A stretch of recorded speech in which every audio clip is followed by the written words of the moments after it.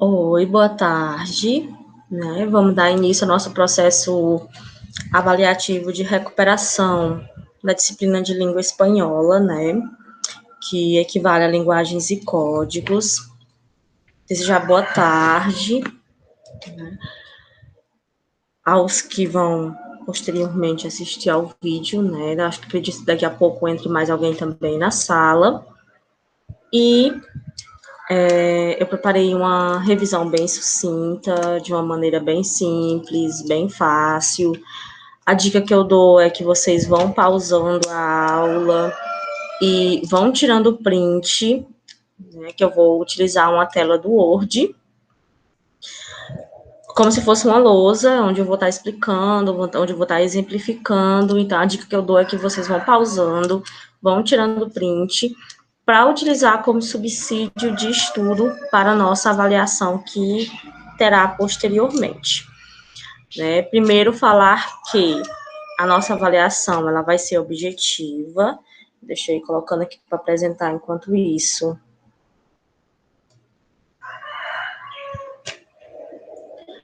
Será uma avaliação objetiva, né? Onde teremos 10 questões.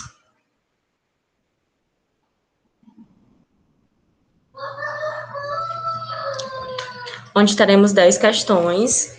E eu elenco aí 5 tópicos para vocês, né, onde vocês já podem observar, já aparece aí na apresentação para vocês, onde eu estou elencando esses tópicos, onde a gente vai dar uma frisada maior neles. E, assim, são os tópicos nos quais a prova de vocês foi elaborada.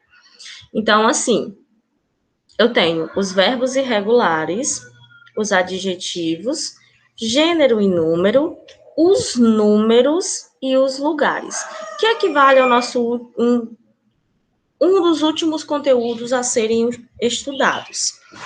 Então, assim, no sexto ano, né, que é a série que nós estamos agora, você vê muito essa parte de vocabulário, de coisa básica, né? Não é à toa que aí tem, por exemplo, os adjetivos, gênero e número, os números. De gramática mesmo, a gente vai ter os verbos, né, no caso, e o gênero e número. Então, assim, eu vou por ordem, né? Por ordem eu vou explicando e exemplificando embaixo. E como eu já disse, você vai voltando, vai pausando o vídeo e tirando print, fazendo as suas anotações para servir de subsídio no dia da recuperação. Então, assim, como os verbos regulares, eu tenho. Para entender primeiro, vamos ver o que é. Vamos entender primeiro aqui o que é um verbo irregular. Então, a primeira coisa que eu preciso saber é que um verbo irregular, a minha raiz ou o meu radical, ele sofre uma mutação. Geralmente, quando eu conjugo o verbo, vamos dar o exemplo do verbo amar. Eu amo, tu amas, ele ama, nós amamos, vós amais, eles amam. Todos começam com an. Então, no verbo irregular, eu já mudo isso daí. Não começa com an, né? O que vai mudar é a raiz, é as primeiras letrinhas do teu verbo. Eu vou colocar até entre parênteses, ó. São as primeiras letrinhas do verbo que mudam. Vai ficar mais fácil ainda para vocês. E a gente tem vários verbos que são irregulares. Por exemplo, o verbo sair é irregular. O verbo viver é irregular. Existem vários verbos irregulares, né? E assim, nós vamos fixar em pelo menos 2 só, e os outros... Oi, só um minutinho que eu fechei aqui sem querer a página. E nós vamos fixar apenas em alguns, que é só justamente para vocês entenderem como funciona, né? A primeira coisa que eu preciso saber para conjugar o verbo são os pronomes, né? Então, a gente vai primeiro, deixa eu só modificar aqui a cor da letra, aos verbos, aos pronomes, perdão. Deixa eu colocar dentro de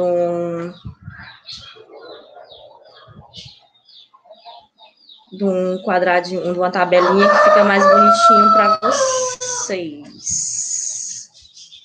Né? A primeira coisa que eu tenho são os pronomes em espanhol, né? Então, tem o yo, o tu, o ele, o ella e o usted. Aí eu tenho o nós outros, o vós outros e o ellos, ellas e ustedes, né? Então, aqui eu criei minha tabelinha. E nesse espaço aqui, eu posso ter os meus verbos irregulares. Aí eu vou dar um exemplo, por exemplo, assim, bem simples, do verbo... Vamos aqui pensar em um verbo que seja irregular. O verbo pensar. Pronto. Pensar. Olha como ele vai ficar. Deixa eu modificar a cor da letra para ficar... Opa!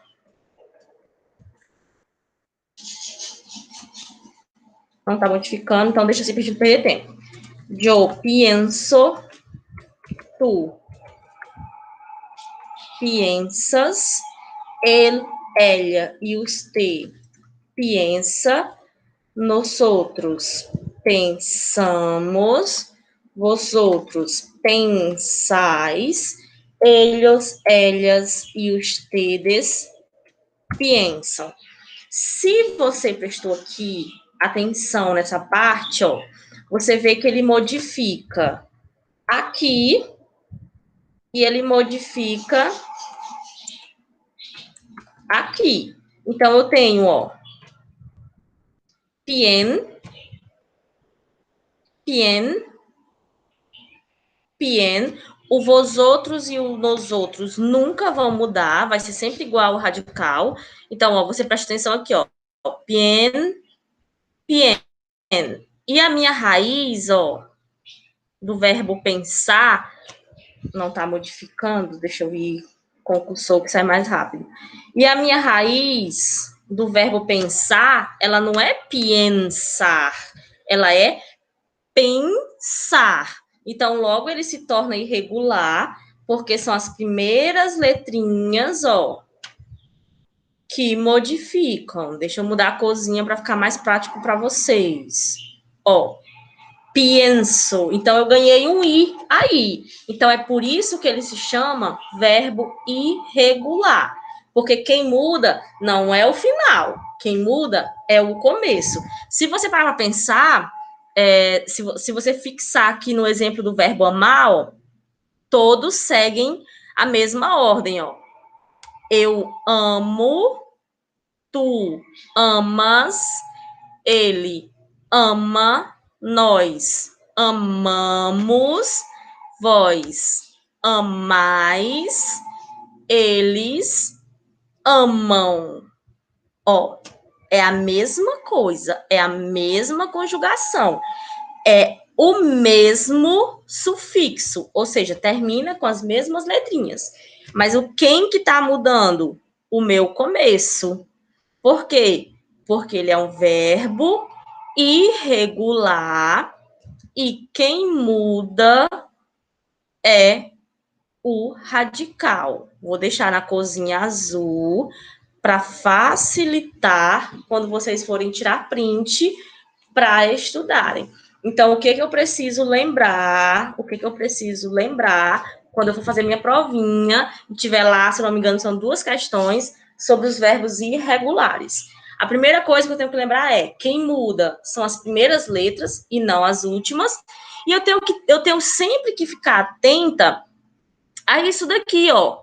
O meu pronome, ele conjuga o meu verbo. Se fosse, por exemplo, o verbo caminhar, que é o verbo caminhar. No nos outros, aí eu tenho que olhar aqui o exemplo, ó. Pensamos, então fica caminhamos. Nos outros, caminhamos. Por quê? Porque nós caminhamos.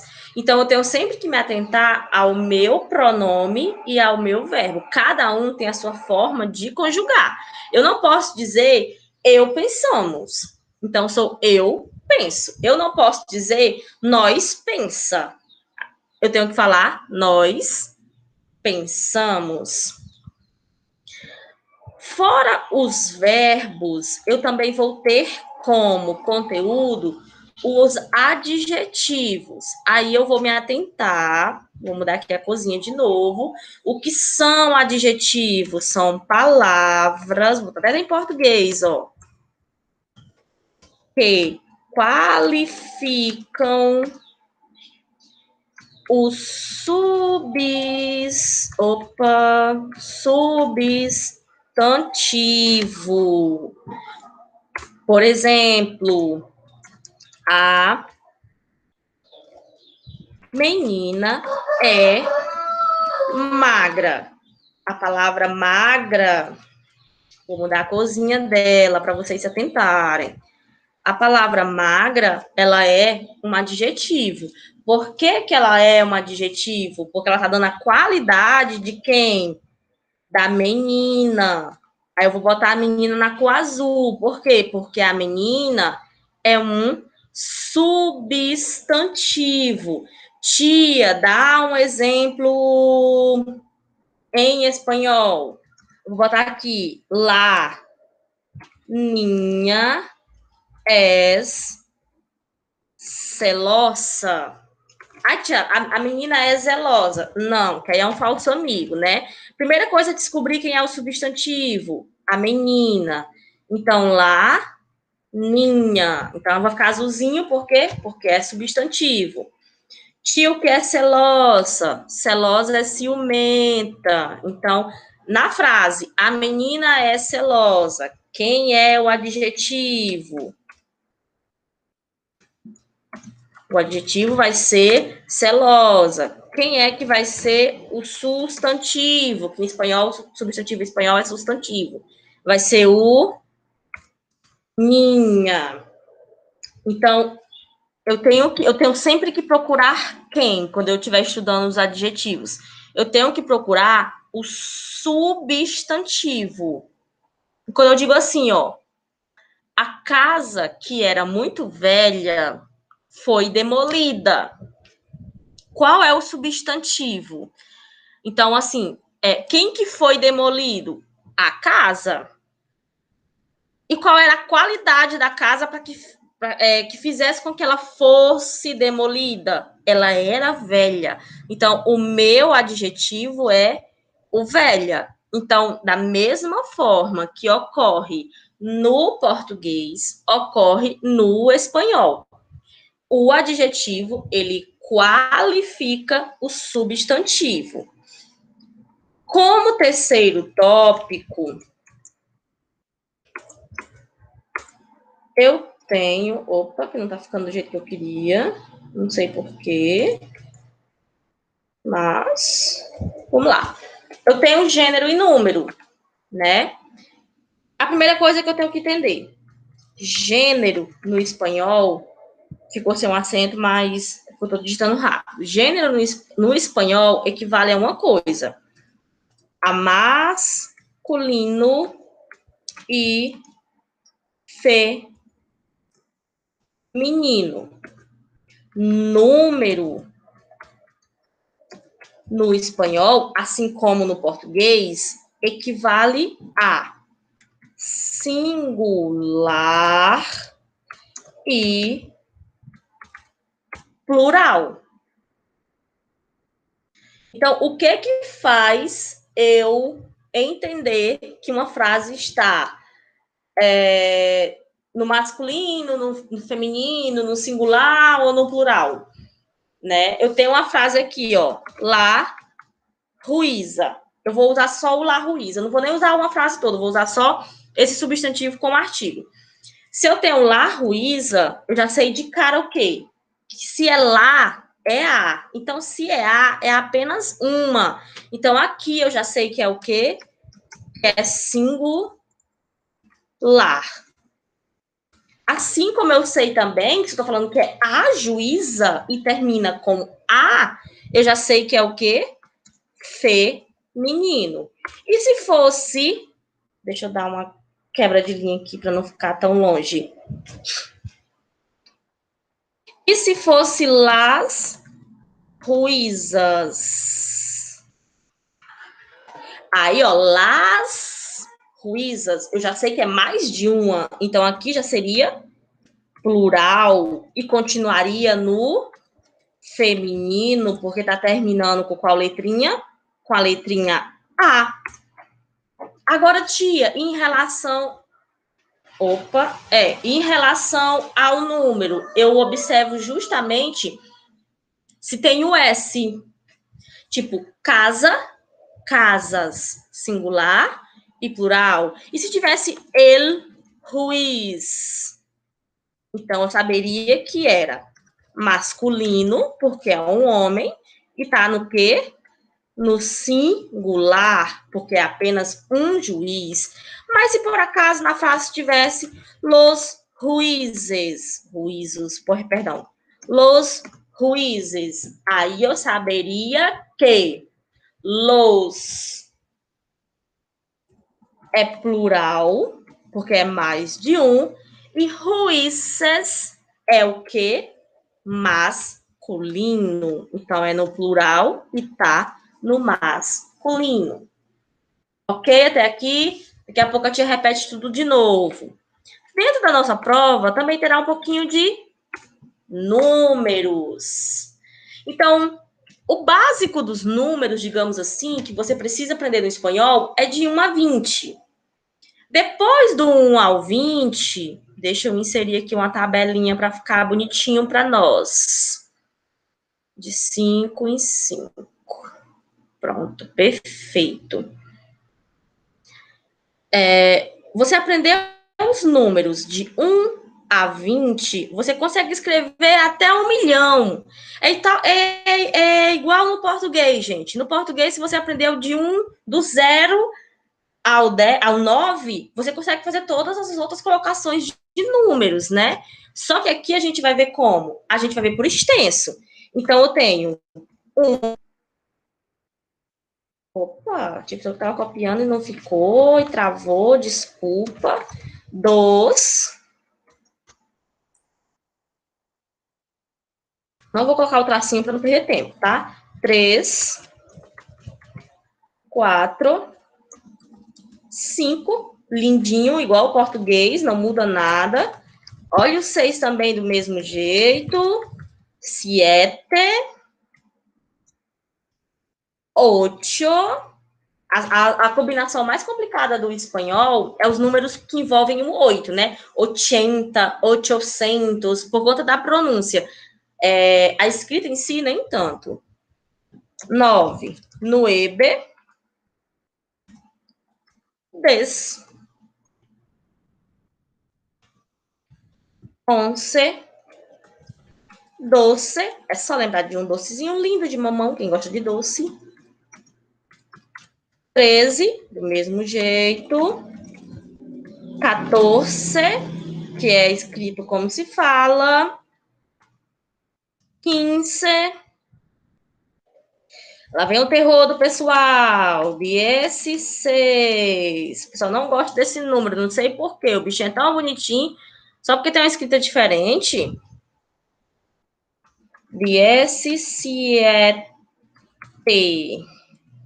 Os números mais complicados vai do 16 ao 19, viu? 18, 19 e 20. Opa, tinha escrevido errado. 20. Aí você diz assim, tia, eu preciso aprender até qual número? Até o 20. Se você sabe até o 20, você sabe até quanto ou onde você conseguir contar, porque os números são infinitos. Então, o que eu preciso aprender? 1, 2, 3, 4, 5, 6, 7, 8, 9, 10, 11, 12, 13, 14, 15. Aí modifica um pouquinho, dá um pouquinho de trabalho quando chega no 16. 16, 17, 18, 19 e 20. Então, você precisa, eu acho que o básico é aprender até o 20. Ah, tia, mas a senhora vai botar para mim escrever, vai botar para me somar e dizer o resultado, como é que vai ser? Digamos que eu bote por extenso, eu boto lá uma frase, apareceu a palavra 14 na frase. Então, eu vou ter que marcar a opção correta onde está escrito 14. Ah, tia, mas a tia colocou foi assim, ó. Só um minuto. 7 mais 7. Então, eu vou colocar assim, tia. 7 mais 7. Óbvio que você não vai colocar assim. Você vai somar. Quanto é 7 mais 7? 14. Então, como é que fica? 14. Então, o que eu preciso aprender nos numerais é do 1 ao 20. Ficou junto? Nosso último tópico, aí a tia volta de novo revisando tudo. Alguns lugares. Dentro da nossa cidade, existem alguns lugares. Tia, eu preciso aprender todos? Não, é questão de léxico, é questão de linguagem, é questão de dia a dia, de cotidiano. Então, você vai, aos poucos, adquirindo o seu campo semântico, o seu vocabulário. Então, por exemplo, vamos aprender 4 hoje? Por exemplo, onde eu compro carne? Aqui no Brasil. É no açougue, não é isso? Lá na Espanha, eu compro carne na carniceria. Nossa, tia, que nome feio, parece que eu vou comprar uma carniça. Realmente é estranho. Mas eu compro carne na carniceria, assim como eu compro pão, que significa pão, na panaderia. Assim como eu compro rugo, que é o suco, na rugueteria. É um local apropriado onde se vende sucos. Onde eu compro... Opa, pensei que tinha dado enter. Onde eu compro o meu helado, tia, na Espanha. Na heladeria. Vamos aprender só esses 4 hoje mesmo. Tio, o que é helado? Helado é sorvete. Então, vamos revisar aqui, ó. Eu compro carne na carniceria, eu compro pão na panaderia, eu compro rugo na rugueteria e eu compro helado na heladeria. Aí vamos voltando aqui. Os numerais, tia, qual eu preciso aprender mesmo? Do 1 ao 20. 1, 2, 3, 4, 5, 6, 7, 8, 9, 10, 11, 12, 13, 14, 15, 16, 17, 18, 19, 20. Viu? Na verdade é 20, não é 20. E eu vi agora, não tem problema. Então é 20, viu? Voltando, o outro tópico que tem na nossa provinha, tia. Gênero e número. O que é o gênero de uma frase? É eu saber se aquela frase está no masculino ou está no feminino. Quando eu vou saber que está no masculino, tia?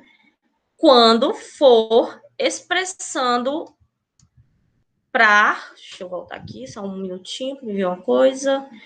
Pronto. Quando eu vou saber que está no masculino, tia? Geralmente quando termina em O, ou quando faz referência, se for pessoas, a homens. Tipo, ele sorvete, o sorvete. Então, o sorvete está no masculino. Porque eu não posso dizer a sorvete. Número, eu vou saber se é um, ou é 2, 3, 4, 5, 6, e assim sucessivamente. Se eu digo os sorvete, eu já sei que não é só um sorvete, é vários sorvetes. Então, eu já sei ali que está onde? Que está no plural. A minha tela está só saindo, mas pronto, já voltou. E eu tenho os meus adjetivos. Lembrando que a tia está apenas revisando. O que são os meus adjetivos? São as palavrinhas que vão qualificar o meu substantivo. Então, a primeira coisa que eu preciso descobrir na minha frase é qual é o meu substantivo. Como assim, tia?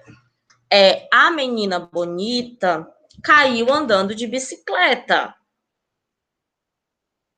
Então, eu vou aqui. Quem é o meu substantivo? Quem estava andando de bicicleta e quem que caiu?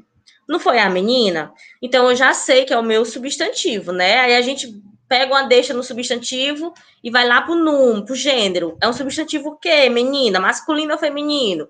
É feminino, né? E eu quero saber aí qual é o adjetivo dela, qual a característica que apresentou na frase. A menina bonita caiu andando de bicicleta.